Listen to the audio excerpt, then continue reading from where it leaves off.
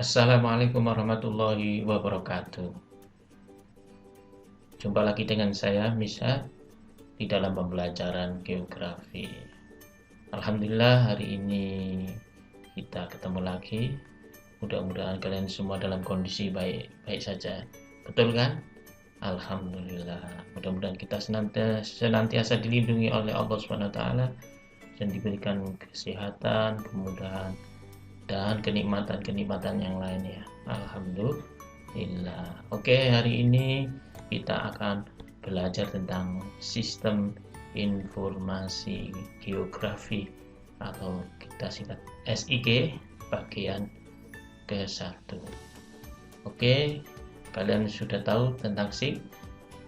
Oke, kalau belum tahu mari kita pelajari apa yang terkait dengan sistem informasi geografi.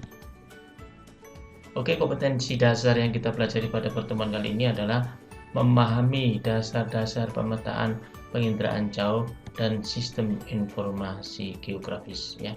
Untuk memahami dasar pemetaan penginderaan jauh sudah kita pelajari. Sekarang tiba waktunya kita belajar tentang bagian akhir dari kompetensi dasar ini sekarang, yaitu tentang apa? SIG, apa? Sistem informasi geografis. Nah, tujuan pembelajaran pada kali ini adalah siswa dapat memahami konsep dasar SIG. Yang kedua, siswa dapat memahami subsistem SIG. Tiga, siswa dapat memahami komponen SIG. Dan yang keempat adalah siswa dapat memahami struktur data SIG ya. Oke, kita lanjutkan pada apa itu konsep dasar SIG. Nah, ini yang pertama ya. Nah, jadi arti kata sistem informasi geografi itu dari kata sistem. Apa artinya sistem? Itu suatu rangkaian kerja, komputerisasi, dan terintegrasi. Nah, sekarang ini zamannya semuanya disistemkan ya. Ada yang sudah lama kita kenal, ada sistem informasi manajemen. Maka di dalam geografi ada sistem informasi geografi ya. Informasi itu apa sih? Data atau informasi keterangan. Nah, kemudian geografi adalah hal yang terkait dengan lokasi, koordinat, tempat, alamat, dan lain-lain ya. Karena geografi tidak hanya terkait dengan 4 ini saja ya. Oke, kalau kita lihat secara umum, pengertian SIG atau sistem informasi geografi itu adalah sebagai sistem informasi yang digunakan untuk memasukkan, menyimpan, memanggil kembali, mengolah, menganalisis, dan menghasilkan data bereferensi geografis atau data geospasial ya, untuk mendukung pengambilan keputusan dalam perencanaan dan pengelolaan penggunaan lahan, sumber daya alam, lingkungan, transportasi, fasilitas kota, dan pelayanan umum lainnya. Ini satu definisi SIG dari Murray dalam Riot Note tahun 2000. Nah, tentu saja banyak definisi tentang SIG yang lain ya, tapi terbatasan waktu kita hanya jelaskan satu definisi saja ya. Nah, kenapa munculnya SIG ini? Karena berlatar belakang tentang pentingnya data spasial atau keruangan ya. Sementara ini kita sering melihat data tekstual atau dalam bentuk kata-kata atau kalimat. Nah, ini adalah sesuatu yang kurang bagus ya, karena data berupa tekstual itu kurang menarik, kemudian terlalu jenuh untuk dilihat. Coba bandingkan dengan data spasial atau keruangan seperti ini, maka data spasial atau visualization itu bisa lebih banyak menggambarkan pesan terhadap kita ya. Makanya ada yang bilang gambar itu kaya akan makna. Jadi satu gambar saja itu bisa bermakna ribuan kata. Nah, kan seperti itu. Nah, beda dengan data berupa tekstual itu tidak gampang untuk diinterpretasikan. Tapi kalau gambar, oh ini gunung, ini tinggi, nah itulah bedanya tekstual dan data spasial.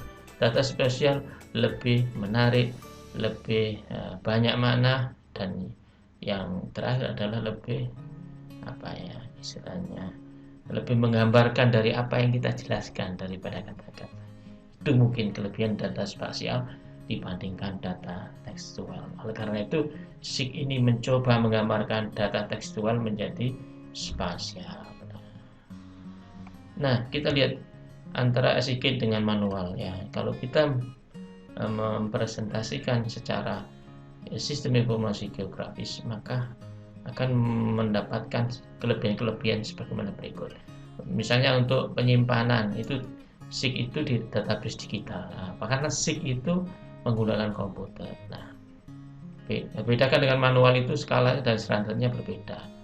Nah, memanggilan kembali kalau dengan komputer atau sistem digital cepat sekali ya. Pencariannya dengan komputer pakai searching bisa. Kalau manual kita taruh di almari, di filing kabinet susah kita cari. Coba kalau kita di komputer, kita panggil aja di searching, akan ketahuan di mana letaknya. Kemudian pemutakhirannya kalau di komputer sangat sistematis ya. Kalau pekerjaan manual ya jelas akan memakan waktu, selain itu juga mahal. Analisis datanya atribut sangat cepat. Ya, sementara kalau pekerjaan manual, nah sangat lambat sekali. Karena analisis komputer itu cepat sekali. Karena kita menggunakan bahasa pemrograman. Nah itu. Nah, analisis data spasial itu mudah. Karena apa? Menggambarkan seperti gambar atau foto itulah kan lebih mudah daripada menjelaskan dalam bentuk kalimat atau kata-kata. Ya kan, rumit kan? Nah, penayangan ya sekarang ya. Penayangan itu kalau di dalam SIG itu murah dan cepat, sementara di pekerjaan manual itu sangat mahal. Karena kalau sistem digital itu tidak harus di print ya, dapat divisualkan saja dalam bentuk pesan digital yang berupa gambar. Kemudian tidak terlalu banyak lembar yang harus ditampilkan. Itulah kelebihan daripada SIG daripada manual atau konvensional. Nah, ini bisa dibayangkan dari gambar ini, sistem komputer itu seperti ini, cepat sekali pemanggilan datanya, sangat cepat, analisisnya juga sangat asik ya, pakai overlay atau buffering ya. Nah, coba dilihat kalau menggunakan konvensional atau manual, maka tidak digital atau pakai kertas, betapa sulitnya ya. Saya kadang-kadang memang mempraktekkan SIG itu dengan cara manual dulu, tapi kalau sudah manual bisa, maka lebih cepat lagi pakai komputer. Nah, tetapi prinsip konsep dasarnya sama, tapi kecepatannya beda ya.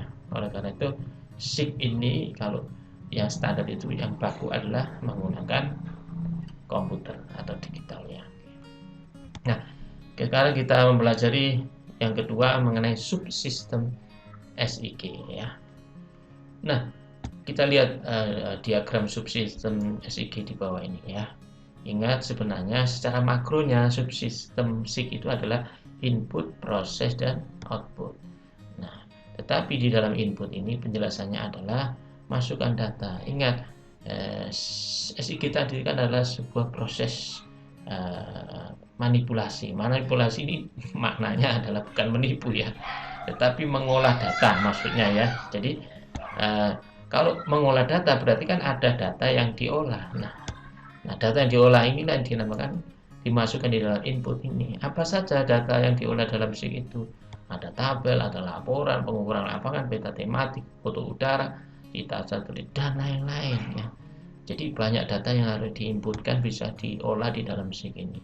Kemudian data yang berupa ini diinput, kemudian diproses. Nah, di dalam proses inilah ada yang namanya processing, ada yang namanya storage, ada yang retrieval ya. Apa itu storage? Storage ini adalah penyimpanan data. Retrieval ini adalah pemanggilan data. Processing ya, diproses ya, dianalisis, dimanipulasi. Jadi data ini bisa diproses, dimanipulasi sehingga nanti mengeluarkan output data. Apa output datanya? Nah, nanti berupa tabel, peta, laporan, soft copy, dan sebagainya. Nah, inilah yang akan digunakan oleh user pengguna. Untuk apa? Ya, untuk mengambil kebijakan sebuah proyek pembangunan atau tata ruang kota atau dan sebagainya. Tergantung untuk apa ya. Karena SIG jangan dipikirkan hanya untuk proyek fisik ya. proyek sosial juga banyak yang menggunakan SIG ya. Nanti kita akan bahas di video berikutnya tentang SIG ya. Oke. Nah, inilah data input kalau di gambarkan tadi ya. Sudah saya ceritakan kan, tapi mungkin ini keterangannya supaya kalian mungkin sulit menerima keterangan dari saya lewat lesan, mungkin dalam tulisan. Nah, seperti ini data input tadi. Khusus ini terkait dengan tugas mengumpulkan, artinya kumpulan data yang akan diproses ya. Kemudian output itu hasilnya. Nah, yang diproses ini di dua ini, proses data manajemen dan data manipulasi analisis. Nah, manajemen itu adalah storage and retrieval, artinya penyimpanan data dan pemanggilan data. Nah, kalau manipulasi ini analisisnya, jadi mengolah datanya. Artinya misalnya kalau data itu berupa overlay peta, maka proses manipulasinya adalah menggabungkan peta itu. Misalnya 4 peta digabung dari satu peta menjadi sebuah analisis, kan begitu. Nah, sedangkan manajemennya itu adalah bagaimana cara menyimpan peta digital itu dan memanggilnya dalam waktu cepat ya. Sebagai gampangannya seperti ada Google Earth, Google Map ya. Kita sekarang sudah menggunakan Google Map, Google Earth, itu adalah hasil daripada teknologi sistem informasi geografis yang jelas kita butuhkan ya. Sekarang ini apa yang tidak membutuhkan Google Map, Google Earth ya, mulai Gojek ya, Grab itu semuanya menggunakan basic datanya adalah Map, Google Map, Google Earth ya, dan itu termasuk representasi dari sebuah sistem informasi geografis ya. Nah, komponen SIG itu apa saja ya? Kita lihat ya. Jadi komponen dari sistem informasi geografis itu ada 5 ya. Nah, pertama adalah perangkat keras atau hardware. Sudah saya katakan tadi bahwa SIG itu adalah komputer itu ya. Komputer dan sistemnya itu dan operasionalnya itulah SIG. Nah, kita lihat di sini. Kalau hardware ya, hardware-nya ya komputer itu apa? Ya, hardware-nya komputer itu apa? Ya, monitor ya, keyboard dan sebagainya. Nanti ada penjelasan khusus ya, nanti ada penjelasan khusus. Dan kemudian yang kedua adalah perangkat lunak atau software, juga ada penjelasan khusus ya. Apa sih perangkat lunak? Ya, aplikasi ya. Kalau hardware-nya kan perangkat komputernya. Kalau perangkat lunaknya ya berupa aplikasi ya. Kemudian data. Nah, data ini apa yang diolah itu yang sebagai inputnya. Kemudian data ini juga diproses, kemudian nanti akan menjadi output. Output juga merupakan data, tapi namanya data output. Nah, data juga input, apa namanya, data input yang berupa bahan mentahnya. Kemudian kalau jadi ya output datanya yang sudah matang ya. Yang keempat adalah sumber daya manusia, ini yang tidak kalah penting. Nanti saya jelaskan aja di penjelasan yang lebih khusus ya. Kemudian yang kelima metode. Nah, di antara komponen segini yang penting yang mana ya? Saya bisa mengira sendiri semuanya tidak bisa beroperasi tanpa ada manusianya. Kan begitu ya. Kalian sering berpikir, oh, komputer itu canggih ya, HP itu canggih. Nah, saya tanya, HP itu canggih, komputer itu canggih. Kalau nggak ada yang bisa mengoperasikannya, masuk bisa jalan sendiri kan? Nah, sebenarnya operator atau yang mengolah data atau membuat alat itulah yang paling canggih. Kan seperti itu menurut saya, entah menurut kalian seperti apa ya. Nah, ini perangkat keras yang saya janjikan tadi akan saya jelaskan lebih detail. Ya, komputer seperti ini, inilah adalah segitu ya, pakai laptop seperti ini. Nah, cuma bedanya ada tambahan alat. Ya komputer seperti ini ya, seperti ada keyboard, ada layar, itu ada lagi tambahannya, yaitu berupa ini namanya apa, ini namanya digitalisasi. Nah, ini namanya digitalisasi. Kemudian ini namanya plotter. Nah, yang lainnya sama dengan komputer printer seperti biasa ini ya. Ini namanya adalah printer. Tapi kalau yang besar ini namanya plotter. Nah, ini namanya digitalisasi. Nah, ini yang beda. Yang lainnya ya sama dengan komputer ya. Atau orang nyebutnya digitizer ya, digitalisasi. Apa itu? Mengubah data manual menjadi digital, itulah namanya digitizer ya. Nah, kemudian ini namanya plotter printer besar. Nah, ini yang beda. Jadi semuanya sama dengan perangkat komputer biasa ya. Nah, perangkat lunaknya apa ya? Aplikasi di dalam aplikasi di SIG itu yang banyak ya ArcGIS ya. Sekarang ini ArcGIS, kalau dulu ada map info, ada art info, advance itu dulu ya. Sekarang yang terbaru namanya ArcGIS. Itu perangkat lunaknya ya, kayak kalian punya Microsoft Office. Nah, seperti ini. Nah, tapi tetap saja karena dia merupakan aplikasi maka dia ikut sistem. Jadi sistemnya ya tetap aja pakai Windows atau Linux dan sebagainya. Tapi aplikasinya SIG itu sekarang yang paling populer adalah ArcGIS ya. Nah, komponen yang lain adalah tersedianya basis data. Ingat, komponen tanpa ada data maka tidak ada yang diproses, ya kan? Dan output daripada SIG juga berupa data. Oleh karena itu, tersedianya basis data yang merupakan komponen daripada komponen dari SIG. Jadi, data di dalam SIG ada dua kelompok, ada data grafis dan data atribut atau tematik. Data grafis itu lokasi titik garis area ya, kayak kalau bahasa pengelola struktur datanya itu struktur data vektor itu ya. Nah, tapi ini bahasa data kan ya. Kemudian yang kedua data atribut tematik berupa sumber daya alam, lahan, air. Kemudian lingkungan alam ini berupa biotik maupun cultural ya. Nanti penjelasannya kita bahas di dalam data. Nah, berbicara struktur data nanti lebih tegas lagi ya tentang data ini.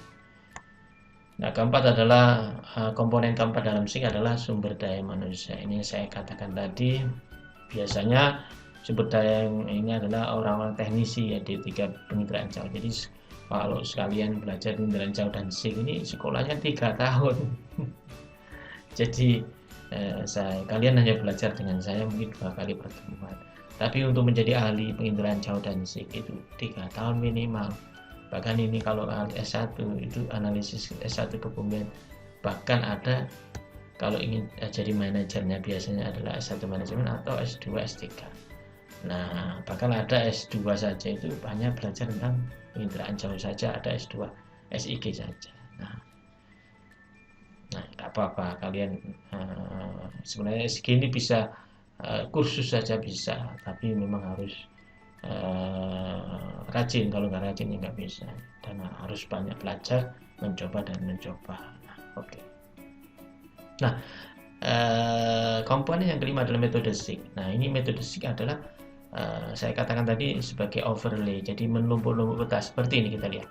Nah, ini kita tumpuk, jadilah layer-layer ini sebagai hasil daripada SIG ini ditumpuk menjadi satu kesimpulan ini apa, objek ini diapakan, yang cocok diapakan, nanti itu adalah SIG ya. Nanti di bagian 2 akan kita jelaskan modul aplikasi SIG ya, modulasi daripada SIG ya.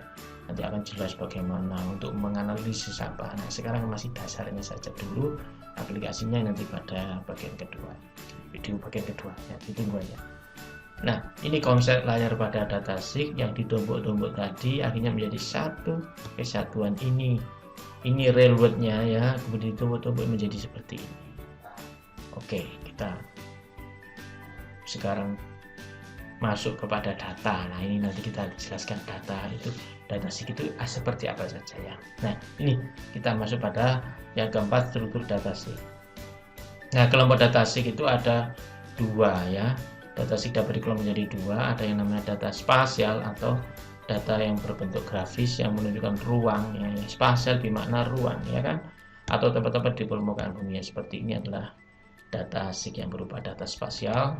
Kemudian ada data atribut, adalah data yang memberi penjelasan atau deskripsi atas setiap objek di permukaan bumi. Jadi deskripsinya, jadi deskripsi berupa angka, kata gitu ya.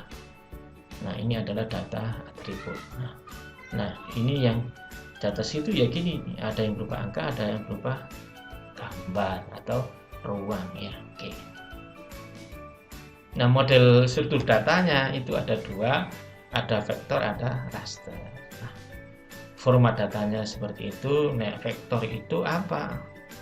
Vektor itu berupa data tadi saya katakan titik, poin, selain, garis, dan poligon area. Nah, luasan itu ya. Kemudian raster itu pakai grid atau pixel, apa artinya ya kolom baris gitu ya. Nah, kalau ingin lebih jelasnya ini saya buka lagi seluruh data untuk ribetnya seperti ini sama, tapi kalau diterjemahkan sebagai data raster itu menjadi kolom baris seperti ini. Nah, ini gambar pohon ini diwakili oleh ini, gambar rumah ini diwakili oleh ini, nah, gambar sungai ini diwakili oleh RRR. Gambar pohon-pohon yang ini diwakili oleh PPP ini, pohon yang ini diwakili E ini, rumah ini diwakili H ini.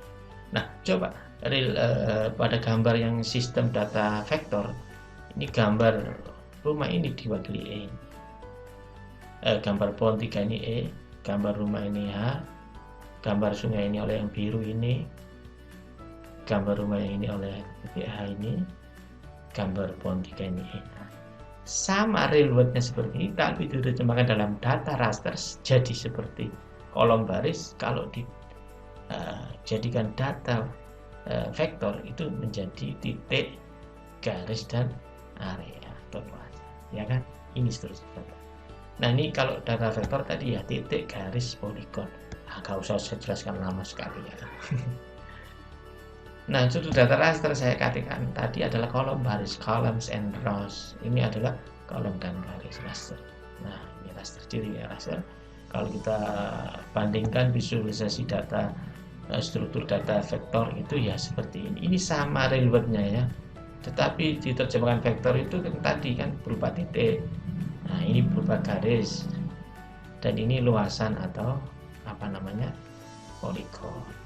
Nah, kalau raster saya katakan adalah kolom dan baris. Nah, ini raster jadi adalah real world-nya sama, tetapi ketika di dalam tampilannya data raster itu berupa kolom baris ya.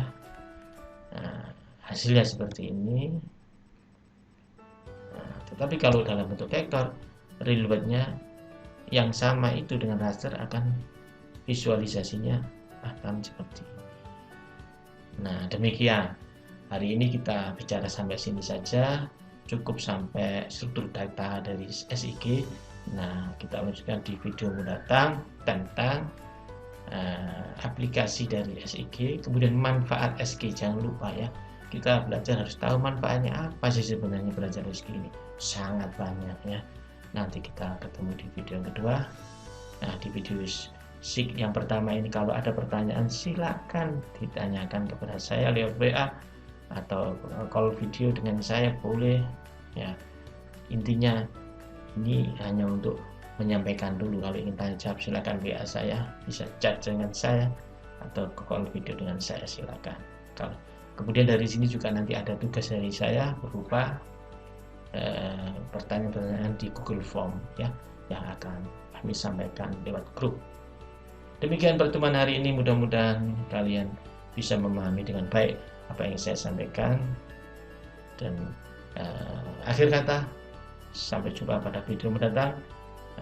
Subhanakallah bihamdika asyhadu an la ilaha illa anta astaghfiruka wa atubu ilaik. Wassalamualaikum warahmatullahi wabarakatuh.